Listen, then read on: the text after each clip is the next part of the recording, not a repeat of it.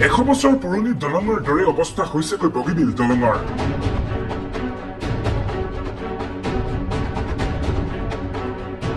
ইকেৰে ৰাঙলী হোৱা দলংখনৰ অৱস্থা দেখিলে ধৰিবই নোৱাৰি। মাত্ৰ 6টা বছৰ আগতেহে যে বগীবিল মুকলি কৰা হৈছিল। দলঙৰ পাৰৰ সুৰক্ষা দেৱালখনৰ বৰ্তমান অৱস্থাই নাই। তদুপৰি মাজভাগো খোলা ডাষ্টবিনৰ দৰে হৈ পৰিছে। মাজত ৰৈ চেলফি উঠা মানুহৰ সংখ্যা কমাৰ পিছতে দম বান্ধিছে পেলনীয়া পলিথিনে। অসমৰ দুটা প্ৰান্তত সংযোগ কৰা বগীবিল দলঙৰ বক্ষ মাজনিশা বুকুত আন্ধাৰ হৈ থাকে।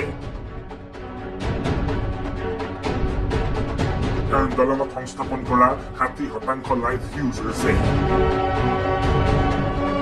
তথাপি কিন্তু বগীবিলৰ ষ্ট্ৰীট লাইটৰ বাল্ব সলনি কৰাৰ সময় হোৱা নাই প্ৰশাসনৰ।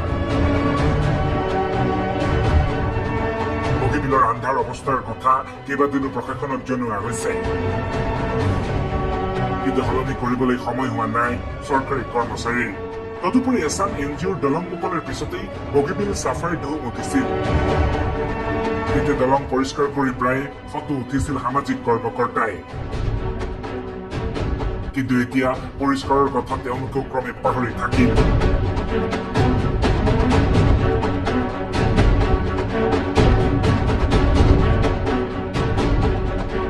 আনহাতে বগীবিলৰ পৰা দুলাজানমুখী পথেৰে যাত্ৰাও সম্প্ৰতি এডভেঞ্চাৰৰ দৰে হৈ পৰিছে। হিমালয়মুখী পথতকৈ কষ্টকৰ হৈ পৰিছে লখিমপুৰৰ পৰা ডিব্ৰুগড়লৈ যাত্ৰা।